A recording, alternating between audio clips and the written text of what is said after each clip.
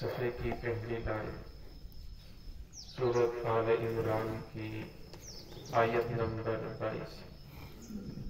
اعوذ باللہ من الشیطان الرجیم،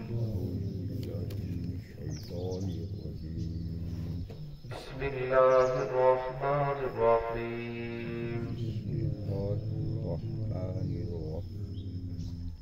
ألم تر إلى الذين أوتوا نصيبا من الكتاب يدعون إلى كتاب الله ليحكم بينهم ثم يتولى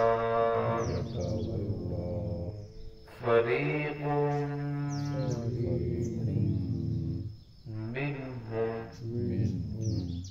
وهم معرضون، ذلك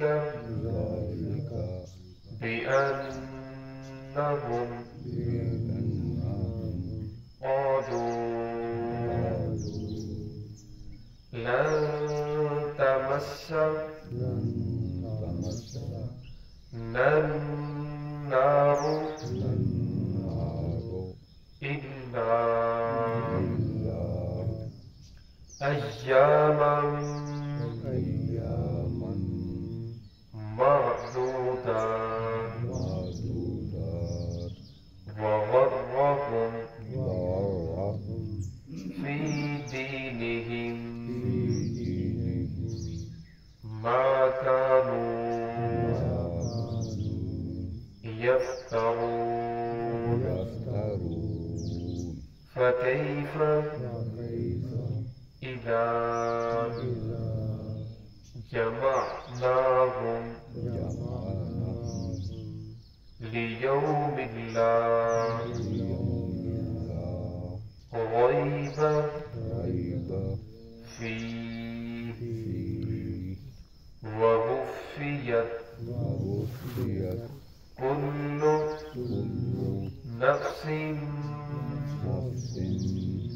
ما كسبت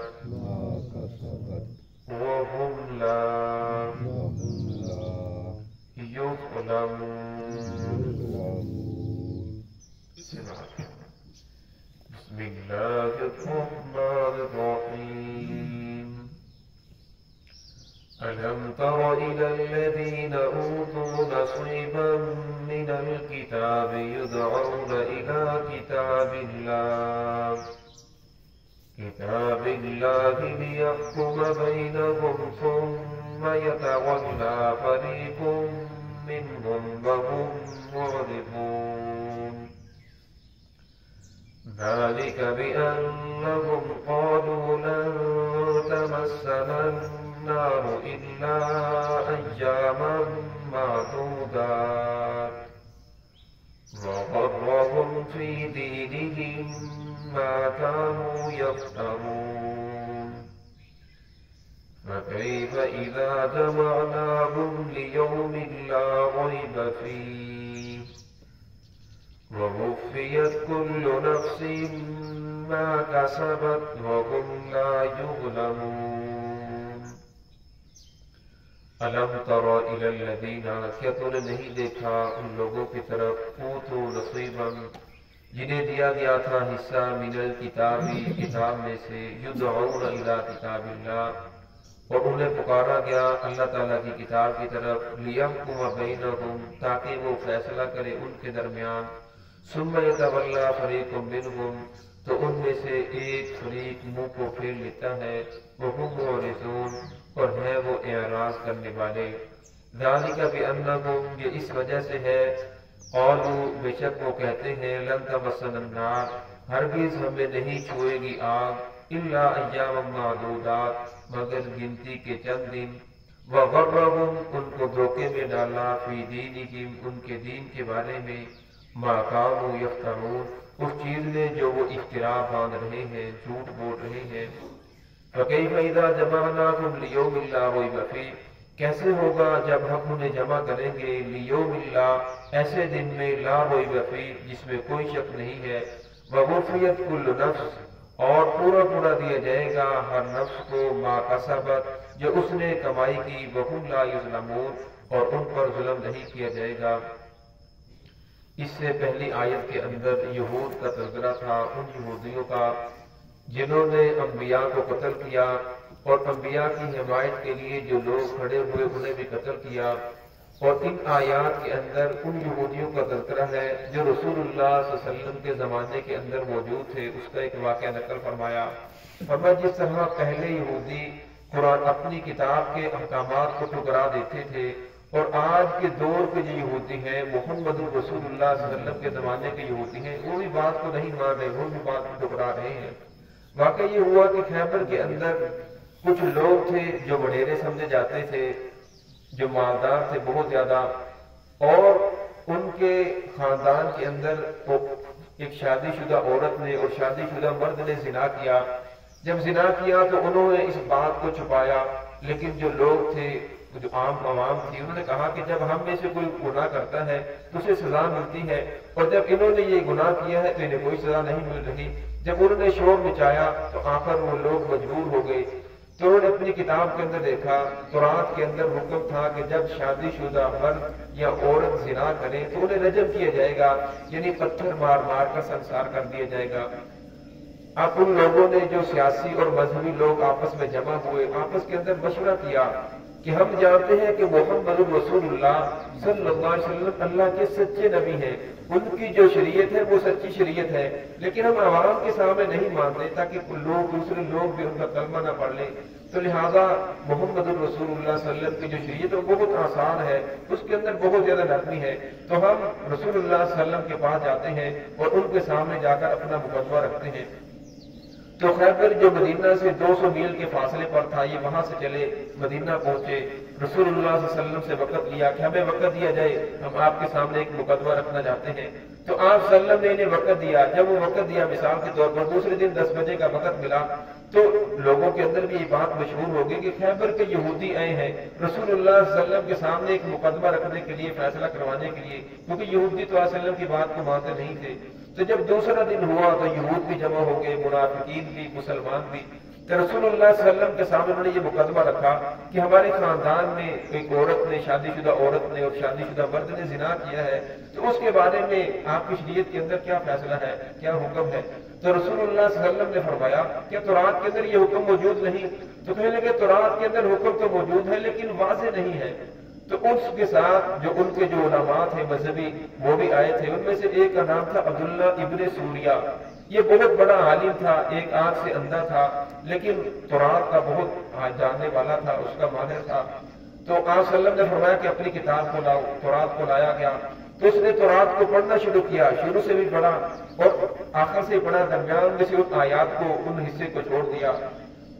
मिसाल के तौर पर अल्हम्दुलिल्लाहि रब्बिल आलमीन अर्रहमानिर रहीम, आखिर से मालिक यौमिद्दीन इय्याका नअबुदु व इय्याका नस्तईन छोड़कर आगे फिर पढ़ना शुरू कर दिया। तो रसूलुल्लाह सल्लल्लाहु अलैहि वसल्लम ने तो तौरात को पढ़ा, वो नहीं था। आप सल्लल्लाहु अलैहि वसल्लम खामोश रहे, लेकिन अब्दुल्लाह बिन सलाम रज़ियल्लाहु तआला जो पहले यहूद के उलमा और पीर थे, लेकिन बाद के अंदर जब इस्लाम कबूल किया, वो जानते थे कि इसने कुछ आयात को छोड़ दिया। तो कहने लगे अदुवल्लाह, ऐ अल्लाह के दुश्मन, तूने कुछ आयात को छोड़ दिया है। कहने लगे या रसूलल्लाह, जो रजम की आयात थी उन्हें छोड़ दिया है। तो उन्होंने फिर तौरात को खुद पढ़ा, पकड़ा और पढ़कर सुनाया। तो फिर रसूलुल्लाह सल्लल्लाहु अलैहि वसल्लम ने फरमाया कि हमारी शरीयत के अंदर भी यही हुक्म है कि शादीशुदा औरत या मर्द जब जिना करें तो उन्हें पत्थर मार मार कर रजम कर दिया जाएगा, यानी कत्ल कर दिया जाएगा।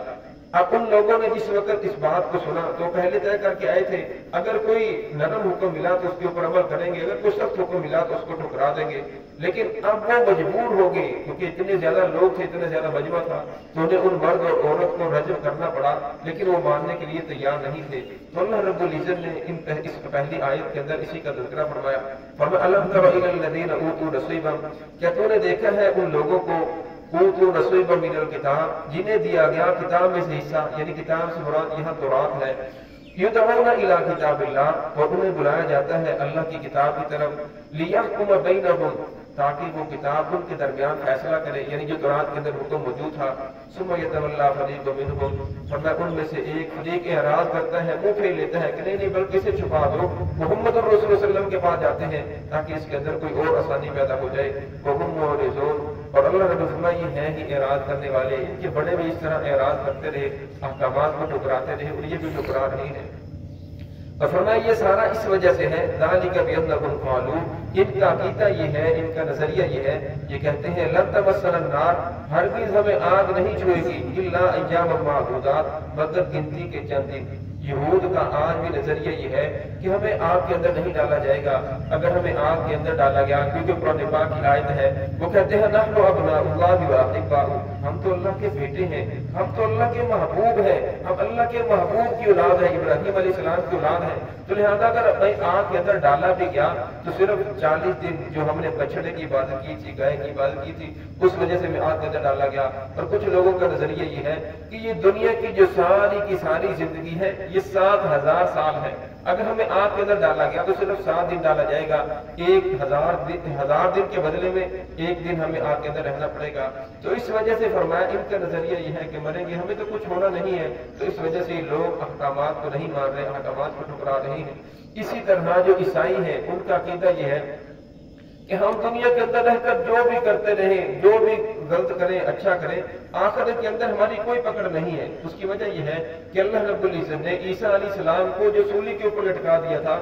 ان کے نظریے کے مطابق ہمارا تو عقیدہ یہ ہے کہ اللہ رب العزت نے عیسیٰ علیہ السلام کو آسمان پر اٹھایا، قرب قیامت نزدیک کو دوبارہ آئیں گے اور پھر اس کے بعد اسی طرح حکومت کریں گے، لیکن ان کا نظریہ یہ ہے کہ عیسیٰ علیہ السلام کو جو سولی پر لٹکا دیا گیا تھا، اس وجہ سے وہ ہم سب کے گناہوں کا کفارہ ہو گیا، اب ہم جو بھی کرتے رہے ہم میں سے کوئی پوچھا نہیں جائے گا۔ تو اللہ رب العزت نے فرمایا کہ ان کو وغرہم، ان کو دھوکے کے اندر ڈالا، فی دینہم، ان کے دین کے بارے میں، ما کانوا یفترون، اس چیز نے جو یہ افترا باندھ رہی ہیں، جو یہ اپنی طرف سے بات کو گڑھ رہی ہیں، جھوٹ بول رہی ہیں، فکیف اذا جمعناہم، فرمایا کیسا ہوگا جب ہم انہیں جمع کریں گے، لیوم لا ریب فیہ، اس دن میں جس دن میں کوئی شک نہیں ہے، یعنی قیامت کا دن ہے، ووفیت کل نفس ما کسبت، فرمایا ہر نفس کو پورا پورا بدلہ دیا جائے گا جو اس نے کمایا۔ قرآن پاک اللہ کو شاہ فرمایا وَلَا تَزِرُ وَازِرَةٌ وِزْرَ أُخْرَىٰ، کوئی کسی کا بوجھ نہیں اٹھا سکے گا، ہر آدمی نے اپنے اعمال کی وجہ سے جنت کے اندر جانا ہے، کوئی آدمی